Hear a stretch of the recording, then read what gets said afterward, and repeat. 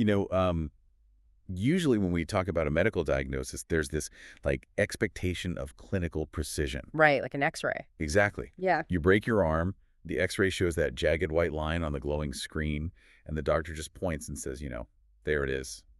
Broken or not broken. Yeah, it's very clean. It's clean, it's binary, and it's comforting. Huh. We like things to be visible like that. We like them to be cleanly categorized.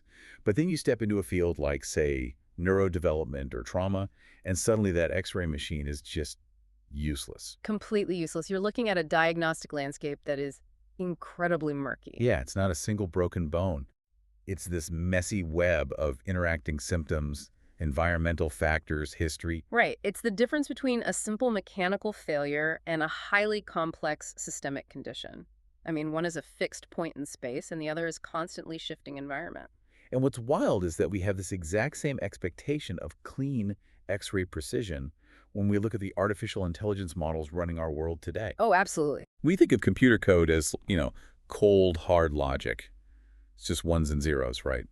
So we assume the inside of a massive large language model, the things writing our emails and diagnosing our code, must be this perfect crystalline structure of logical rules. Which couldn't be further from the truth. If you actually open the hood on these models, you don't find a series of neat, logical if-then statements. You find a microscopic, hyper-complex storm of mathematical gears. Right, and that's the journey we are going on today for this deep dive. Yeah. We're looking at an incredible stack of research provided for today that really forces you to reconcile this illusion of perfect order with the breathtaking amount of mathematical noise underneath. Yeah, we're really getting into the weeds today. We are. So first, we are going to start by dissecting the actual gears of modern AI, how transformer models process information, why the industry had to completely abandon traditional neural network structures just to keep scaling, and how these models actually managed to understand the concepts of space and distance. The geometry of it all. Exactly.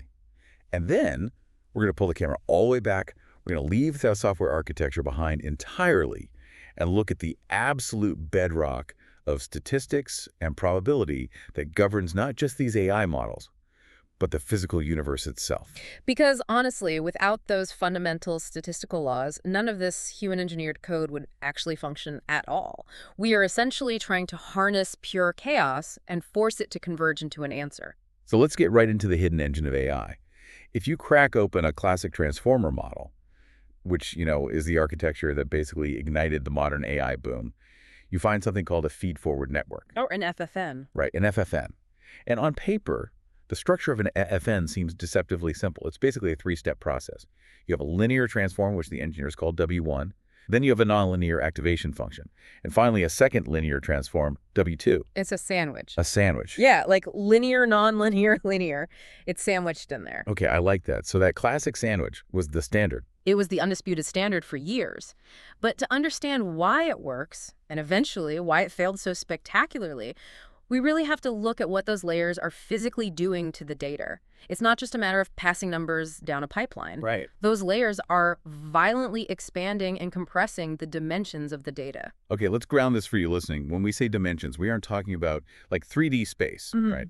If a data point, say, a single word in a sentence comes into a transformer layer, it comes in as a vector of numbers. A very long list of numbers. Exactly. Let's say the model dimension, or what they call the D model, is 4096. What does that actually represent to the AI? Think of those 40 or 96 dimensions as 4096 tiny dials that represent the meaning of that word. Oh, dials. Yeah, like some dials might track how positive or negative the word is. Others might track whether it's a verb or a noun, or if it relates to food or time or emotion. The network is essentially trying to hold the entire conceptual weight of that word in a 4096 dimensional space. But the research highlights that 4096 dials just isn't enough room to do the actual thinking. It's not at all. Yeah. When concepts get incredibly complex, like trying to decipher sarcasm or a double negative in a sentence, the features just get tangled up. So there's not enough room to separate the ideas. Exactly. In a 4096 dimensional space, the data points representing good and not bad might be physically squished so close together that the model literally cannot draw a clean mathematical line between them. Okay. So that first linear transform W1, it acts as an expander. It performs what's called up projection. It takes that 4096 dimensional vector and blows it up into a vastly larger space, often 4 times larger. Wow. Suddenly you have 16,384 dimensions. Yeah, I always picture this like taking a tightly crumpled up piece of paper covered in writing. In its crumpled state, all the ink marks are touching each other. You can't read it. It's a mess. Right, it's just a ball of noise. Yeah. But then W1 takes that paper and violently flattens it out on a massive table. And now, suddenly, the space between the ink marks is huge, and you can clearly see the individual letters. That visualization captures the core of it perfectly. Huh? By projecting the data into a high-dimensional space, the network makes the features linearly separable.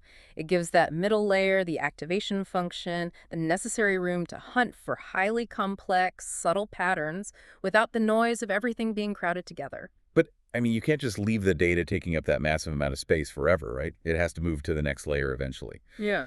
And our sources point out a rigid structural rule in transformers. Which is? The output of a layer has to perfectly match the input. Like, you started with 4096, you absolutely have to end with 4096. Why is that rule so unbreakable? Because of residual connection. Residual connection. Yeah. This is a fundamental design choice in deep learning.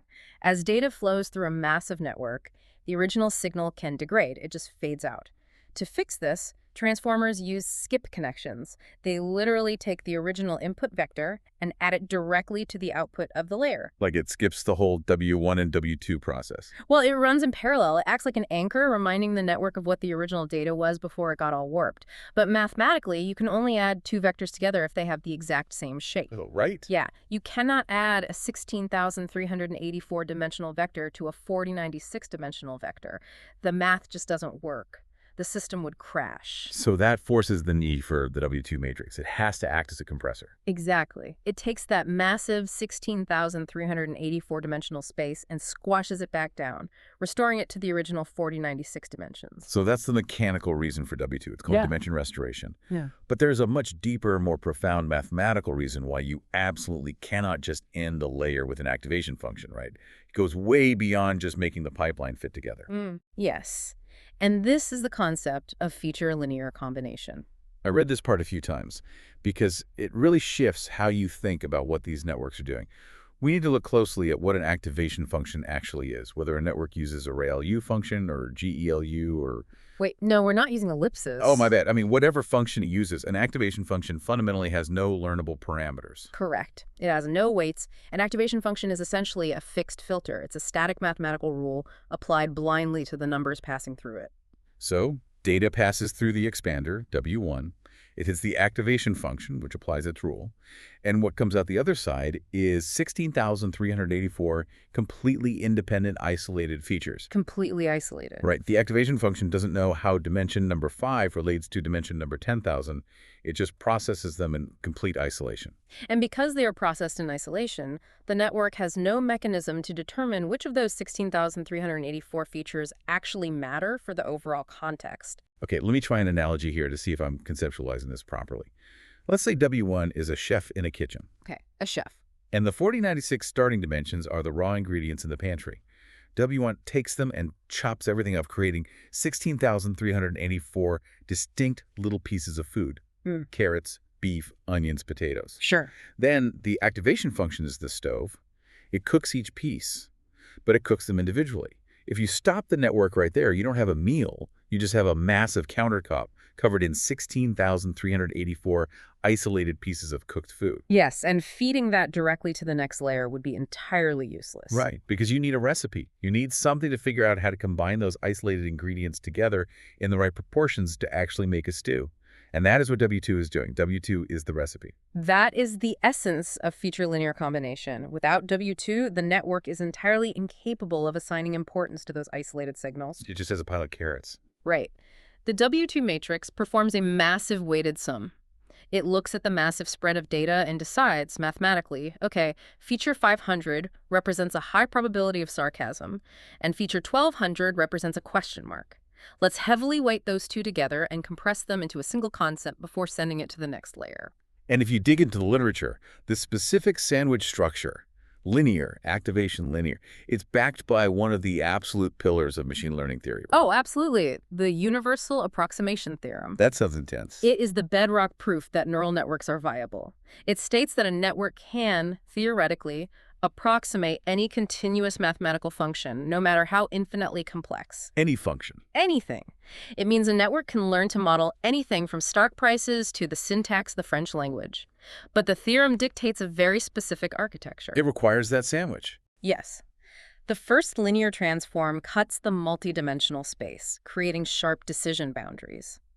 The nonlinear activation function then bends and warps those boundaries, giving the network the ability to model curves instead of just straight lines. Okay.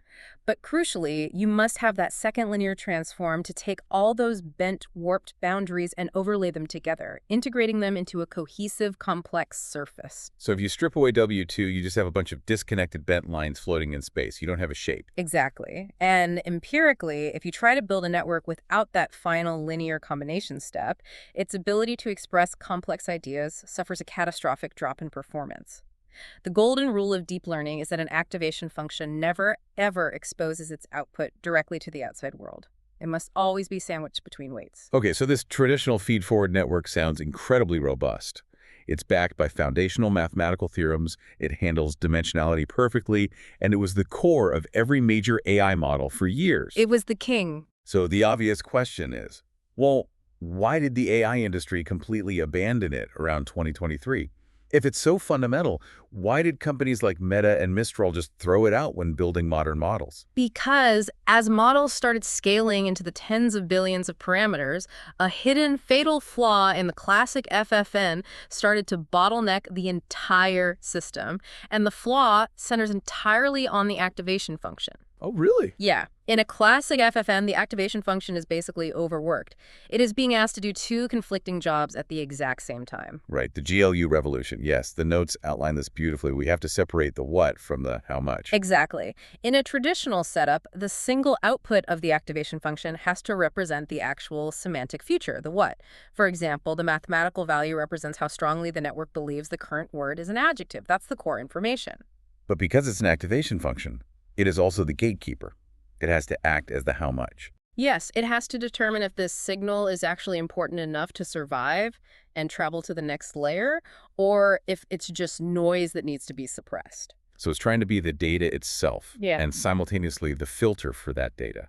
I keep picturing like an old analog radio where the tuning dial to find the station and the volume knob to make it louder are literally the exact same physical knob. Oh, that's a great way to think about it. Right.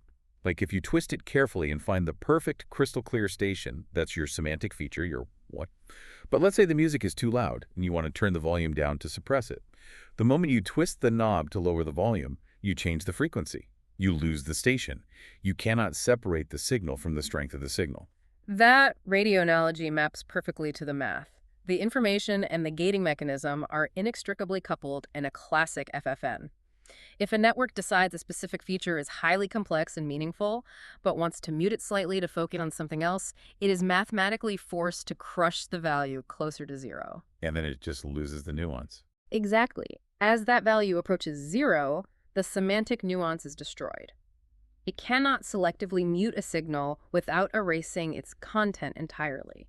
Which brings us to the architecture that changed everything.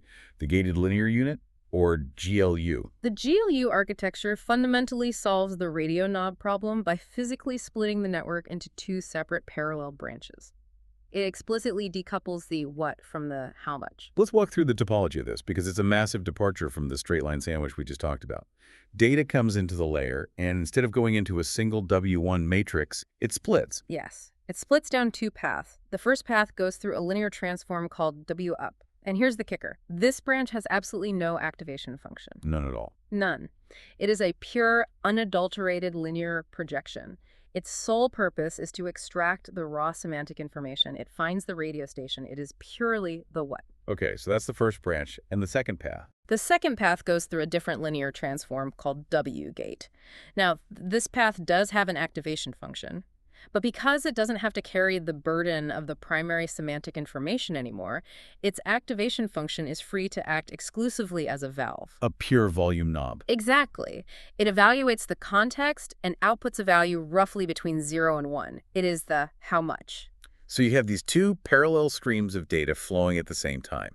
One is carrying the raw, unfiltered meaning. The other is carrying a precise set of instructions on how loud that meaning should be. And then, at the very end of the layer, they crash back together. They merge via an element-wise multiplication, which mathematicians call the Hadamard product. I want to clarify that term, element-wise multiplication, because it's different from the massive matrix multiplications we usually talk about in AI, right? It is very different. In a standard matrix multiplication, every number interacts with a massive grid of other numbers. It's complex and computationally really heavy, but element-wise multiplication is brilliantly simple. You have two vectors of the exact same size. You take the first number of the W up vector, and you multiply it by the first number of the W gate vector, then the second by the second, and so on. It is a direct one-to-one scaling.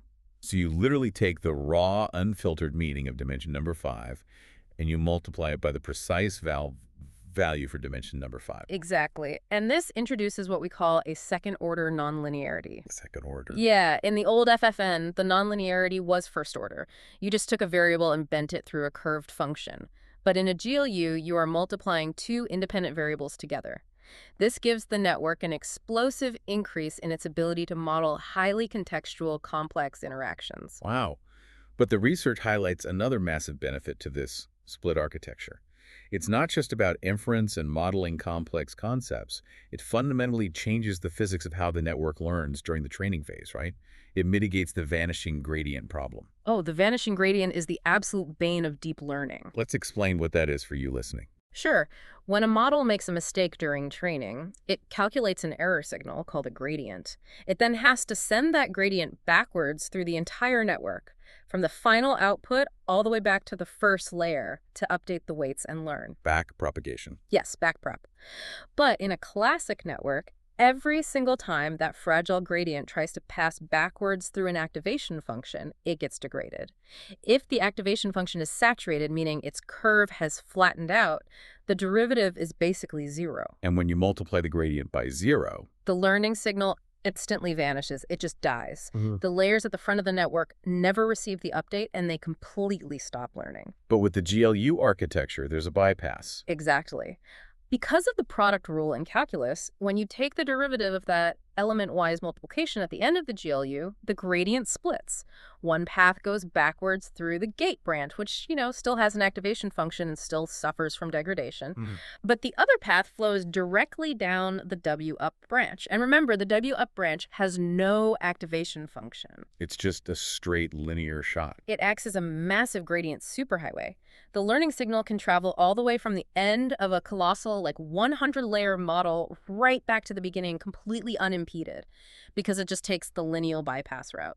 Okay, I see why that's so powerful for training, but I have to push back here because this seems incredibly dangerous. How so? If that W up branch is purely linear, if it lacks any activation function to squash, threshold, or filter the data, doesn't it run a massive risk of just accumulating and passing on absolute garbage? I mean, if there's no filter, doesn't the network just fill up with noise? That is the exact vulnerability you would expect. But it's exactly why the Hadamard product is so critical. You're right, the W up branch absolutely passes on massive amounts of noise and garbage data. It is highly erratic. Okay. But it doesn't matter, because before that data can reach the next layer, it slams into the multiplier. It gets multiplied by the output of the W gate branch. Oh, I see. If the gate branch, which is highly contextual and nonlinear, determines that a specific feature coming down the W up branch is useless noise, it simply outputs a 0 for that dimension. And when you multiply the garbage data by 0, it is instantly annihilated. Wow. The unsquashed, highly nuanced information on the linear branch only survives if the gate explicitly allows it to survive. That's fascinating. It's like having an incredibly messy, chaotic brainstorming session where hundreds of terrible ideas are generated alongside a few brilliant ones. But at the door, there's a completely ruthless editor who just shoots down all the bad ideas before they leave the room. That's a perfect analogy. You get the benefit of unbounded creativity, but with absolute precision control. Unimpeded gradient flow for learning, combined with dynamic context-aware filtering for inference. That combination right there is why the GLU architecture completely took over the industry. But the architecture is only half the battle, right? I mean, the GLU is just a skeleton. It's the parallel branches. You still have to choose the actual mathematical function that lives inside the W-gate branch to act as the valve. Yes, and the history of which function gets put in that gate is basically an evolutionary bloodbath. The battle of the gates. The nodes call it that, and I love it. The mathematical properties of that single function dictate the upper limits of the entire language model. You choose the wrong function, and a 100 billion parameter model turns into a useless space heater. It really does. So let's trace this evolution for you. The original classical GLU, which was introduced several years ago, used the sigmoid function. Sigmoid is the classic S-curve. Mathematically, it takes any input number, no matter how large or small, and squashes it into a strict range between exactly 0 and 1. So it's very literal. Conceptually, it is the purest representation of a physical valve. 0 is fully closed, 1 is fully open, and 0.5 is halfway. But sigmoids suffered a terrible death by saturation. It did. The problem is the geometry of the tails. On a graph, as the input numbers get very large or very small, the sigmoid curve flattens out completely. It becomes perfectly horizontal. And in calculus, the derivative of a horizontal line is 0. Which causes the vanishing gradient we just talked about. Exactly. If the input to the gate is a large positive number, the valve gets pushed so far to the flat extreme that it essentially gets stuck wide open. The network tries to send a learning signal backwards to adjust it, but the gradient hits that flat line, multiplies by 0, and dies. So it's just stuck forever. The valve cannot unstick itself. And at the scale of modern large language models, you simply cannot afford to have millions of gates getting stuck. So the engineers pivoted hard away from sigmoid. They brought in ReLU, creating the ReGLU. Now, ReLU is famous for being incredibly simple. The rule is basically, if the number is below 0, output 0. If the number is above 0, just output the number itself. It's a piecewise linear function. It is computationally brilliant because it requires almost no math. A GPU can calculate millions of ReLUs in microseconds. But the research shows it's too harsh. It suffers from the dead ReLU problem. It is a totally blunt instrument. In a ReLU, if the gate branch calculates a value of, say, negative 0.0001, ReLU instantly and brutally chops it to absolute 0. Boom, gone. The gate snaps completely shut, and the corresponding semantic information on the W-up branch is annihilated.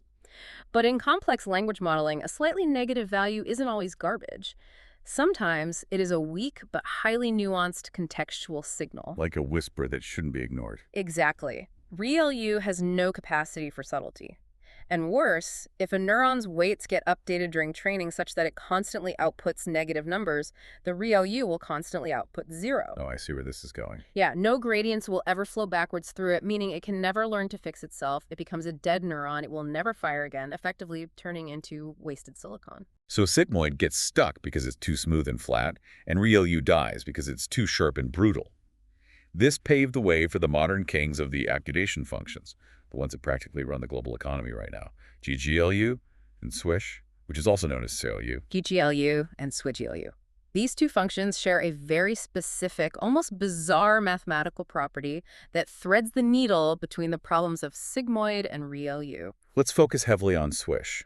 Because according to our sources, SWIGLU is the absolute dominant force in pure text models today. Like, if you are using Llama, Mistral, or DeepSeek, you are interacting with SWIGLU.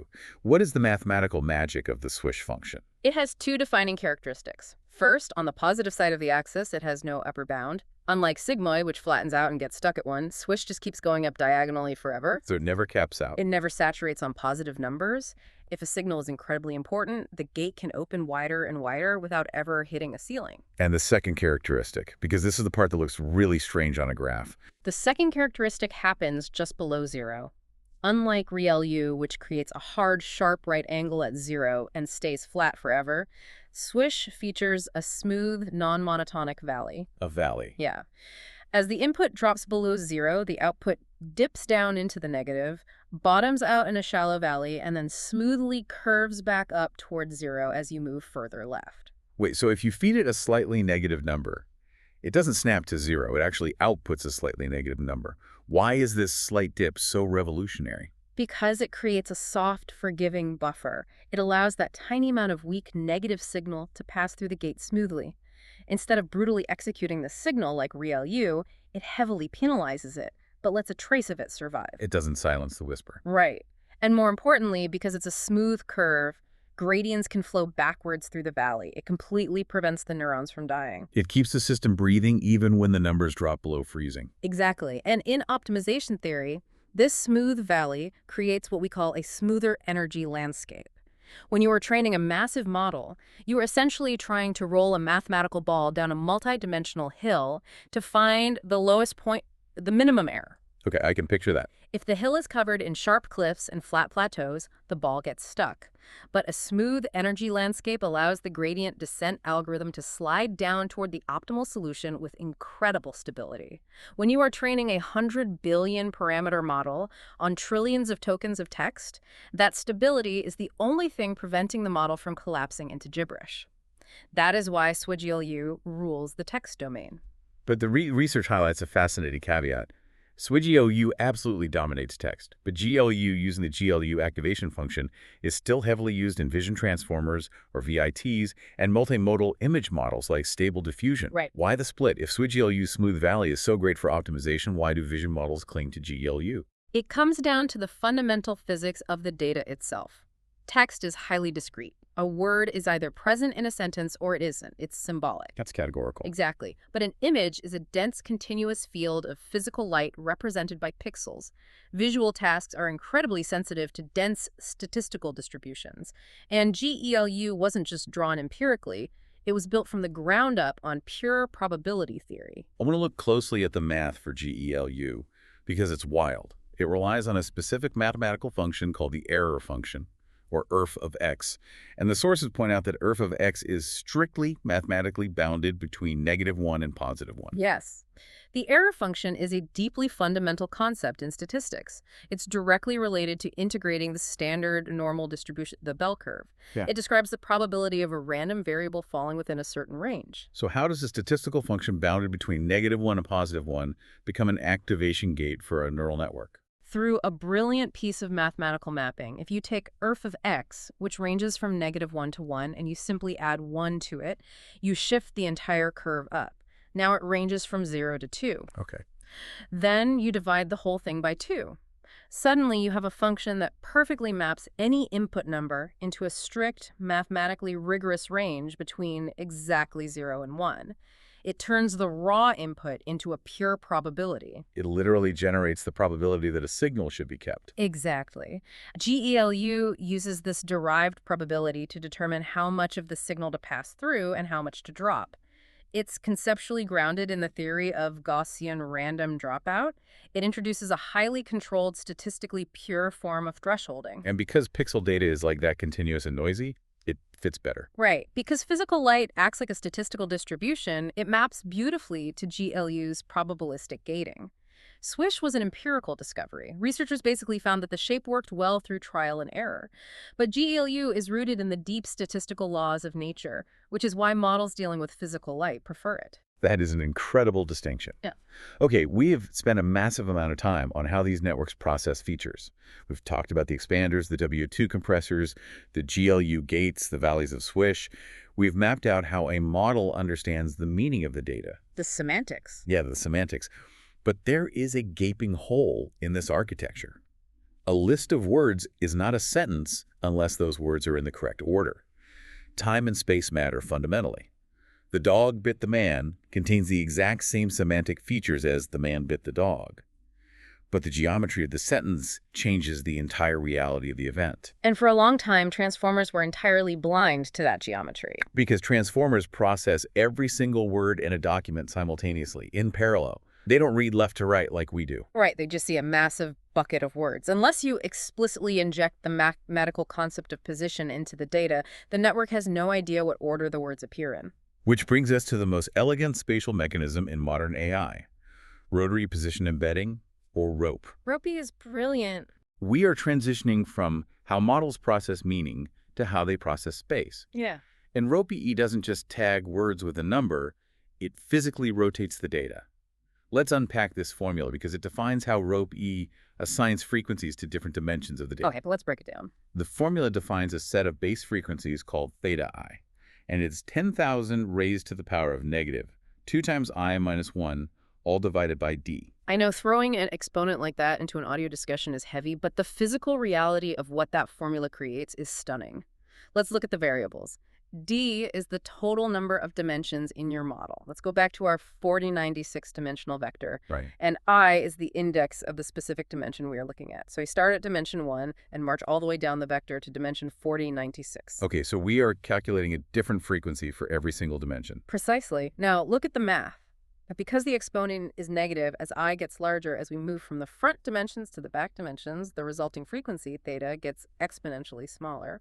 So dimension 1 has an extremely high frequency, and dimension 4096 has an unimaginably low frequency. Yes. But what does frequency actually mean in this high-dimensional space? Rho p physically rotates the data vectors. The frequency dictates exactly how fast that rotation happens as you move from one word to the next in a sentence. I've been trying to visualize this, and the best analogy seems to be a complex mechanical clock. I like where this is going. Let's say the front dimensions. The ones with extremely high frequency are the second hand on the clock. With every single word, every single step forward in the paragraph, that second hand ticks wildly. It spins incredibly fast.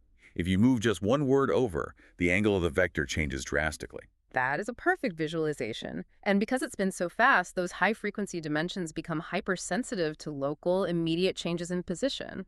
The model can use them to detect exact, close-range grammar. It knows instantly if the word bit is directly adjacent to the word dog, because if it were even one word further away, the angle would be completely different. And then you move down the vector to the back dimensions. The back dimensions are the hour hand on that same clock, or even like the year hand. They have an incredibly low frequency. If you move one word over, the rotation angle barely shifts a fraction of a degree. It is practically imperceptible. So it's super slow. Yeah, you would have to move hundreds or even thousands of words down the document for the back dimensions to register a significant rotation. So they are blind to immediate grammar, but they capture the macro, long-range paragraph context. They hold the grand scheme of the day, while the front dimensions track the frantic seconds. Exactly. And what is vital to understand here is that the network did not invent this structure. This is what computer scientists call an inductive bias. Meaning we, the engineers, are forcing the network's hand. We are absolutely forcing it. The network isn't guessing how it should store spatial data. By hard-coding this specific exponential geometry into the architecture, we are mathematically compelling the early dimensions to learn high-frequency, local details, and we are forcing the later dimensions to become storage tanks for global, long-range context. We dictate the form, and the network fills it with function. It is incredibly elegant. But the research notes don't stop at the theory. They dive into the underlying mathematical trick that makes rope-E possible, and then they expose the absolute engineering chaos of how it's actually written in the PyTorch code running on server farms. Yeah, theory versus practice is always a fun transition. Let's start with the mathematical trick. I always assumed that to track position, you would just add an index number to the vector. Like word 1 gets a +1, word 10 gets a +10. Yeah. Why are we going through the trouble of rotating vectors in multidimensional space? Because simply adding position numbers creates a massive mathematical knot during the attention mechanism. Yeah. In attention, the model compares words to see how they relate. It takes a query vector from one word and a key vector from another word, and it calculates their inner product, or dot product. The dot product basically measures how similar the two vectors are. Right. But if you simply add absolute position integers to the vectors, like +100 and +105, when you multiply them together in the dot product, the math explodes into a messy polynomial. The position values get tangled up with the actual semantic meaning of the words. So the model gets confused. It becomes incredibly difficult for the model to isolate just the distance between the words. The model doesn't care that the words are precisely at absolute positions 100 and 105. It only cares that they are exactly 5 spaces apart. It wants the relative distance. So how does rotating the vectors extract the relative distance? By utilizing one of the most beautiful formulas in mathematics, Euler's formula for complex numbers. Okay, we are venturing into complex geometry. Walk me through this. In a complex plane, rotating a vector is mathematically identical to multiplying it by a complex exponential. So we represent the absolute position m as a rotation, e to the power of I times m times theta. The query vector at position m is rotated by that amount. The key vector at a different position n is rotated by e to the power of I times n times theta. Okay, both vectors are now spun to their absolute positions. Now, when the attention mechanism calculates the inner product of these two rotated vectors in complex space, it essentially multiplies the query by the complex conjugate of the key. And here is where the magic of exponents happens. When you multiply complex exponentials, you add the exponents. But because it's a conjugate, you are adding a negative. So I times m times theta minus I times n times theta becomes I times m minus n, all times theta. Wait, the m and the n, the absolute positions, they are grouped together. Yes, they mathematically collapse into m minus n. The absolute positions cancel themselves out during the inner product. The only thing left in the final equation is the term m minus n, which is the exact pure relative distance between the two words. That's amazing. The model automatically receives the relative distance without having to untangle any messy integers. It is a breathtakingly elegant mathematical trick. It is pure mathematical poetry. But then our sources take us into the actual code. We leave the pristine realm of complex geometry and slam headfirst into the brutal, pragmatic reality of software engineering. It is quite the juxtaposition. The theory is elegant, but the implementation is a series of highly aggressive, brilliant hacks designed purely to keep the GPUs from melting. Let's unpack the first hack. When you look at the Python function signature that calculates this beautiful rotation matrix, it requires an input called value states. Right. Now, for context, the attention mechanism works with queries, keys, and values. The values hold the actual heavy semantic content that gets passed forward. Right. Why on earth does the mathematical function generating a spatial rotation matrix need the value states? Does it look at the semantic meaning of the word to determine how to rotate it? Not at all. It doesn't read a single number of the actual data inside the value states tensor. It is completely blind to the content. So why pass it into the function? Because it's an unbelievably lazy, highly effective engineering shortcut. I love this. In a massive GPU environment, creating a brand new data tensor from scratch is a surprisingly slow operation. You have to wake up the memory allocator, tell it the exact shape of the matrix you want, specify the data type like 16-bit floating point, and tell it exactly which physical GPU core the tensor should live on. Right, memory allocation is a massive bottleneck. Very much so. But the value states tensor is already sitting right there in the GPU memory, and it already has the exact batch size, sequence length, data type, and hardware device location that the rotation matrix needs. So they just use it as a template. So the engineers just pass value states into the function, and the code essentially says, I don't care what information you hold, I'm just going to copy your metadata, your shape, and your location, so I can instantly spawn the rotation tensors without waiting for the memory allocator. That is hilarious. It's exactly like borrowing your friend's ID card just to get past the bouncer at a club. But once you're inside, you completely ignore them. The code just wants the tensor's metadata to bypass the allocation delay. It's a brilliant, highly pragmatic shortcut.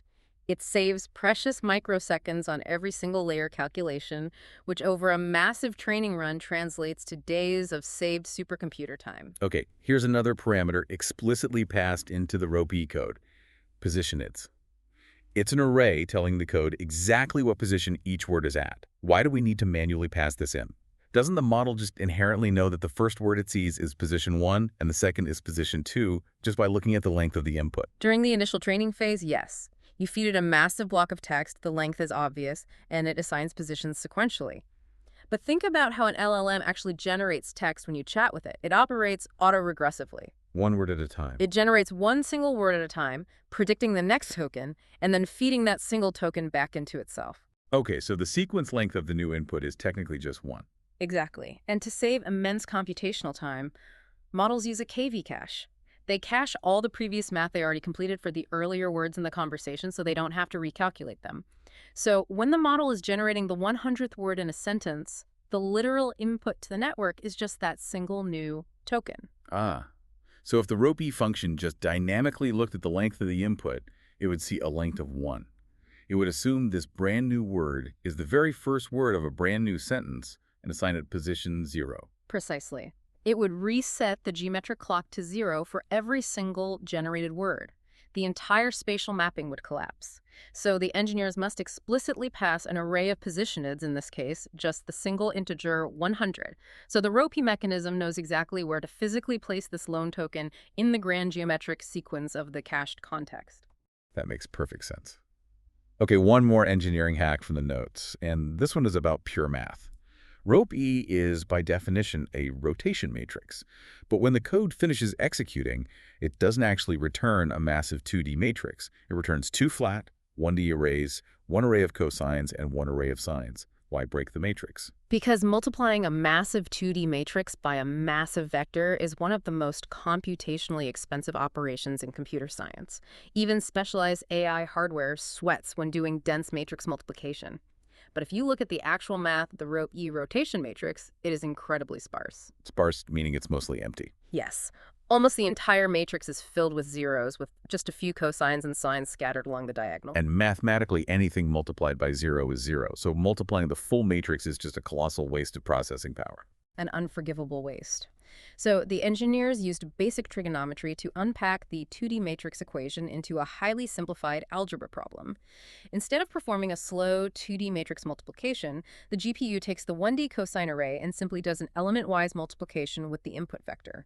Then it takes the 1D sine array, multiplies it by a specific shifted negative version of the input, and adds the two results together. So it bypasses the matrix entirely. It achieves the exact same mathematical rotation, but it replaces a massive, slow matrix calculation with a lightning-fast, element-wise multiply and add. It's a masterclass in algorithmic optimization. The complex geometry proves that the rotation works, but the algebraic engineering hacks make it actually run before the heat death of the universe. Okay, I want to take a massive step back here and look at what we've built over the first half of this deep dive. We have feed-forward networks expanding dimensions to untangle concepts. We have GLUs with swish and GELU gates, creating complex second-order interactions while keeping gradients alive. We have rotary position embeddings, executing lightning-fast complex trigonometry on GPUs to map spatial geometry. It's a lot of machinery. It is. We are pouring billions, literally billions, of random parameters, words, and isolated data points into these massive matrices. We initialize the weights completely at random, and we expect it to work. We expect that if we run the training loop long enough, all this hyper-complex mathematical chaos will inevitably converge into an AI that can write poetry, debug software, and pass the bar exam. But why does it stabilize? Why does pouring pure randomness into a system eventually create perfect order? That is the ultimate question. The architecture is just the vessel. The reason the vessel actually holds water is rooted in something much deeper. And that brings us to the second half of our journey. We are stepping entirely out of the realm of human-engineered AI architectures, and we are stepping into the foundational laws of reality, the absolute bedrock of statistics and probability. The only reason a transformer model converges, the only reason any of this AI stuff works, is because of two immovable pillars of mathematics, the law of large numbers and the central limit theorem. These aren't just rules for training algorithms. These are the fundamental laws that govern the physical universe. They dictate how quantum particles behave, how biological traits are inherited, how insurance markets remain solvent, and how casinos guarantee a profit. They describe the underlying architecture of reality. Let's carefully define the terms, because in casual conversation they often get jumbled together into a vague idea of, averages. But our research notes are extremely strict about separating them. Let's start with the law of large numbers, or LLN.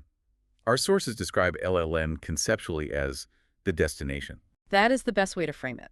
The law of large numbers states that as your sample size grows toward infinity, the empirical average of your sample will converge absolutely to the true underlying expected value. Let's ground that. If I have a perfectly fair coin, the true mathematical expected value of flipping heads is 50%. But if I just flip it 10 times, I might get 7 heads and 3 tails, 70%. It's chaotic and unpredictable. Exactly. At small scales, variance dominates. But if you flip that coin 1,000,000 times, the law of large numbers guarantees with absolute mathematical certainty that the ratio of heads will zero in on exactly 50%. It is the mathematics of quantity changing into quality. So the volume just crushes the noise. Yes, the sheer, overwhelming volume of data acts like a gravitational force, crushing all the random noise and chaotic variance until only a pure, unmoving constant remains. The variance shrinks to absolute zero. That convergence is the destination. Okay, so LLN tells me where I'm going. If I flip the coin forever, I'm heading to exactly 50%. But it doesn't tell me what the ride looks like while I'm getting there. No, it doesn't. It only guarantees the endpoint. And that is where the central limit theorem, the CLT, steps in. If LLN is the destination, the CLT is the detailed map of the journey. How does the central limit theorem describe the journey? Well, LLN says the variance, the wobble, the noise shrinks to zero as you collect more data. But the CLT says, wait a minute, let's not just watch it disappear. If we pull out a mathematical magnifying glass, specifically a magnifying glass with a power of the square root of n, we can counteract that shrinking. We can zoom in on the wobble while it's shrinking, keeping it perfectly in focus. Okay, so we are tracking the exact shape of the noise as it tries to collapse. What do we see through the magnifying glass? That's the miracle of the theorem. No matter what you are measuring, whether it's the chaotic results of coin flips, the varied heights of oak trees in a forest, or the microscopic errors in an AI's weight matrices, when you zoom in on that shrinking variance, it always forms the exact same geometric shape. It always forms a standard normal distribution, a perfect symmetrical bell curve. Okay, let me repeat this to make sure the distinction is crystal clear for you listening. LLN tells me that if I flip a coin 1,000,000 times, my average is heading exactly toward 50% heads. CLT is the law that tells me exactly how much my results are going to wobble around that 50% mark while I'm getting there. And it guarantees that the shape of that wobble will always look like a bell curve. Precisely. And this is why mathematicians strictly delineate the two. They are not simply corollaries of each other. They operate on entirely different levels of mathematical convergence. And because of that, they require different assumptions to function. Our notes dig heavily into these assumptions. Let's get into the weeds here because the math defines the boundaries of reality. Why are they so different? The law of large numbers represents what we call a stronger convergence. It converges almost surely, or in probability. It absolutely guarantees the final destination point. But interestingly, because it only cares about the final point, it requires very weak assumptions to work. For the law of large numbers to hold true, you only need the first moment to exist. You only need the data to have a theoretical mean. That's it. But the central limit theorem is much needier. Much needier. The CLT represents a weaker convergence. It converges in distribution, meaning the shape of the data matches the bell curve, but it doesn't guarantee the exact value of any specific data point. And because it seeks to rigorously describe the specific shape of the wobble, it requires stricter assumptions. It requires the second moment to exist. It requires the data to have a finite variance. Finite variance, meaning there is a mathematical limit to the spread. The data can't be so insanely chaotic that the potential noise is literally infinite. Exactly. If the variance is infinite, the central limit theorem completely shatters. There is no bell curve. Which perfectly sets up the next crucial section of our deep dive. The real world doesn't always play by textbook rules. In standard entry-level statistics, these theorems assume the data is IID, independent, and identically distributed, meaning every coin flip is exactly the same type of coin and doesn't affect the next flip. But what happens when we break those rules? What happens when the real world gets messy? Or when an AI is trained on data scraped from 1,000,000 different disjointed websites? This is where probability theory reveals its true power. Because it turns out the central limit theorem is shockingly robust. It can survive an incredible amount of rule breaking and chaos. Our sources mention the Lyapunov and Lindeberg conditions. What are those, and how do they save the theorem? They're profound mathematical proofs that show the CLT still holds, even if the data comes from entirely different mismatched distributions.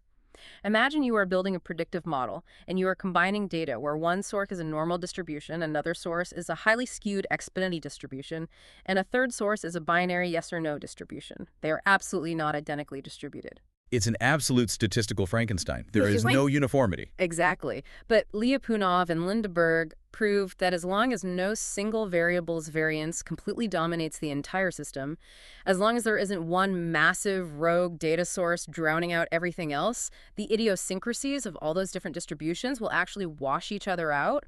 The sum of all those mismatched, chaotic parts will still inevitably converge into a perfect bell curve. The chaos literally cancels itself out into perfect geometric order. That is staggering.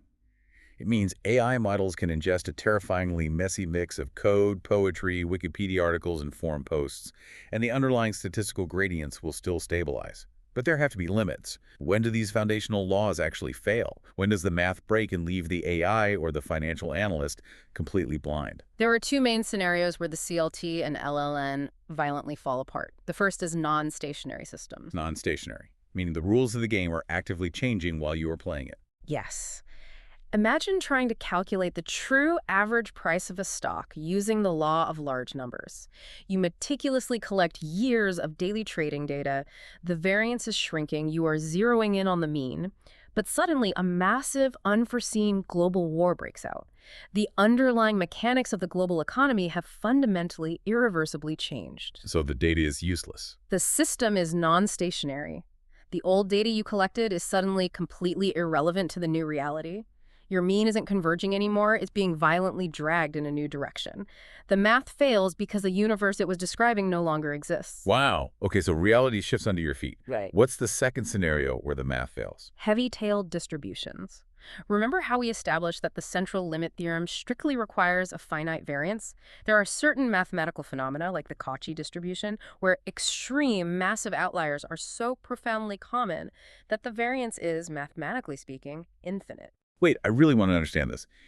If I have a data set with an infinite variance, does that mean no matter how much data I collect, it will never form a bell curve? It just stays chaotic forever? It stays chaotic forever. The average will swing wildly no matter how many millions or billions of data points you add. Because at any given moment, a single new data point could be so massively, astronomically extreme that it completely ruins the average of the millions of points that came before it. Like a black swan event in finance. Precisely like a black swan. In a Cauchy distribution, the law of large numbers completely fails. You never reach a destination, the average never stabilizes, and the central limit theorem fails. You never form a predictable bell curve. It is a mathematical model of pure, untamable chaos. That is genuinely terrifying for anyone trying to build a predictive model, whether in AI or Wall Street.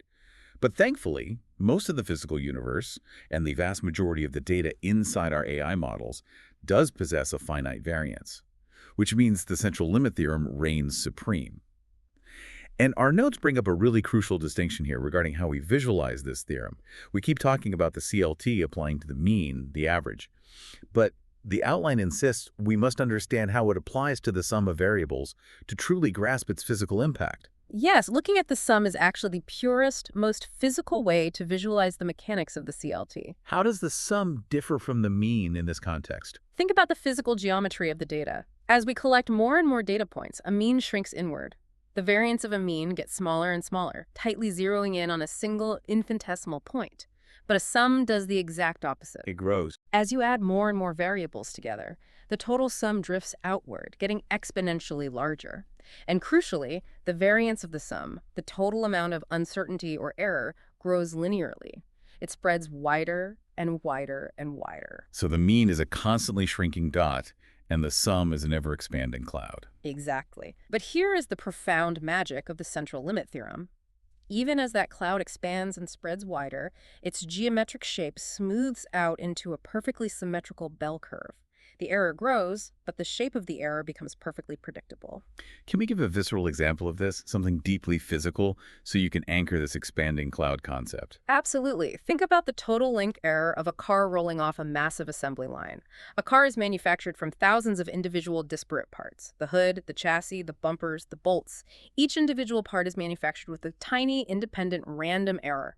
Maybe a bolt is a millimeter too long, or a panel is a millimeter too short.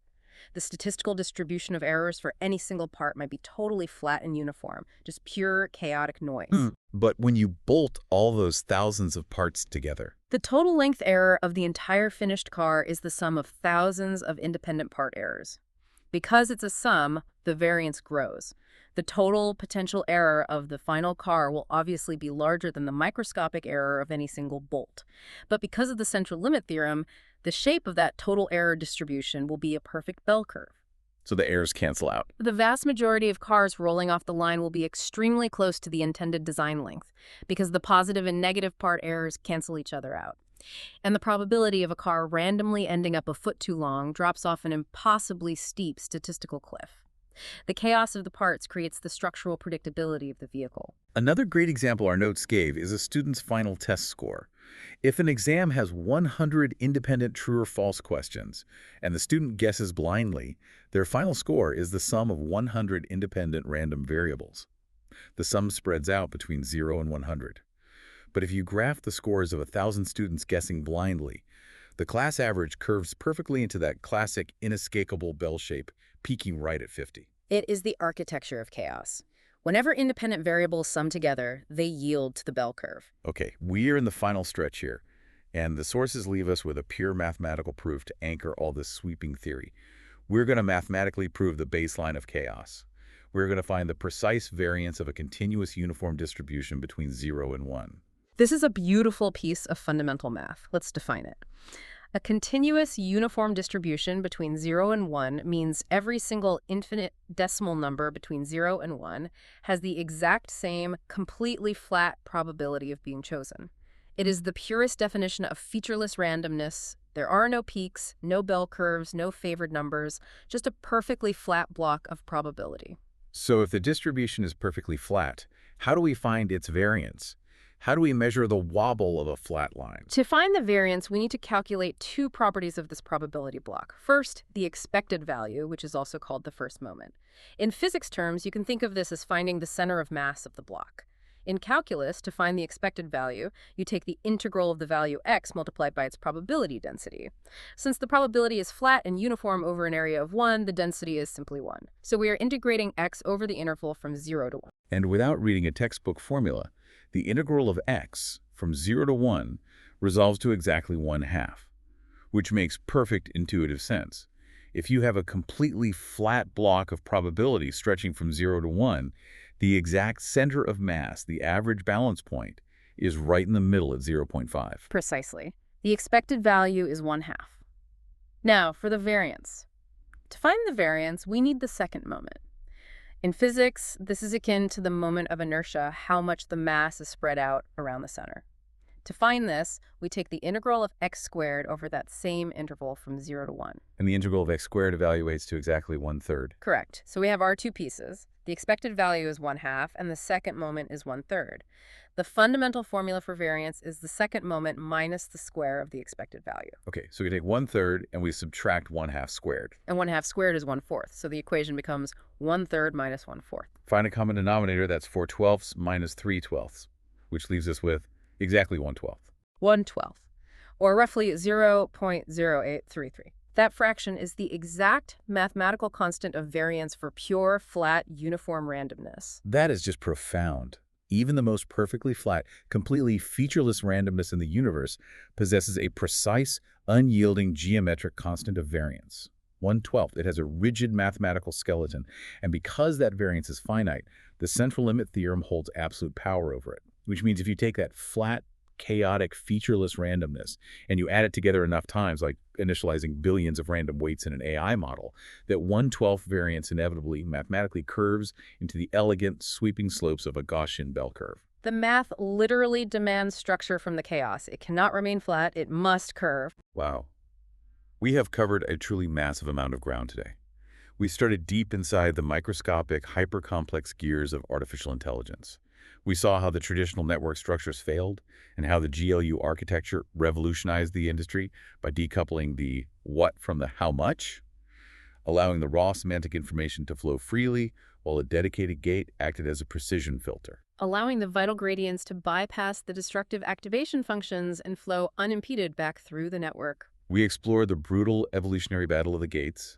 We learned why sigmoid got stuck, why ReLU died, and why the soft, mathematically forgiving negative valley of the swish function is the secret to keeping trillion-parameter models stable during optimization.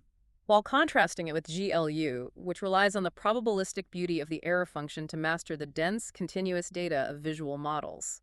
We mapped to the geometry of language with RoPE, understanding how mathematical exponential formulas physically rotate data, forcing the network to act like a complex clock spinning wildly in the early dimensions to capture local, immediate grammar, and barely moving in the late dimensions to hold global, overarching context. And we exposed the brilliant, aggressively lazy engineering hacks like hijacking the ID of the value states tensor or breaking 2D matrices into 1D arrays that allow these profound mathematical theories to actually run on silicon GPUs without crashing the system. And finally, we pulled the camera all the way out to witness the inescapable gravitational pull of probability.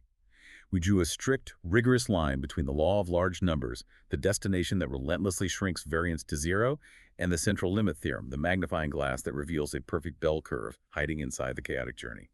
Proving that whether you are dealing with the thousands of parts on a car assembly line, the chaotic test scores of a massive student body, or the billions of random parameters initializing an AI model, the sum of independent chaos is always beautiful, predictable geometric order. Which leaves me with one final provocative thought. Something for you, the listener, to mull over on your own after this deep dive ends. Think about the immense effort we just described. We spend billions of dollars, we build massive data centers, and we use enough electricity to power small countries just to train these massive neural networks. We engineer concepts like swidgyl U and rotary position embeddings with agonizing mathematical precision. And we do all of this to find hidden signals, to isolate context, to carve out the distinct sharp structure buried inside oceans of noisy data. But the central limit theorem tells us that the fundamental inescapable nature of the universe is to blur things together. Whenever independent variables combine at a massive scale, they naturally unavoidably wash out into a smooth, featureless bell curve. The extreme outliers are swallowed. All the sharp edges disappear into the average. So are modern AI models actually fighting a war against the fundamental statistical laws of reality?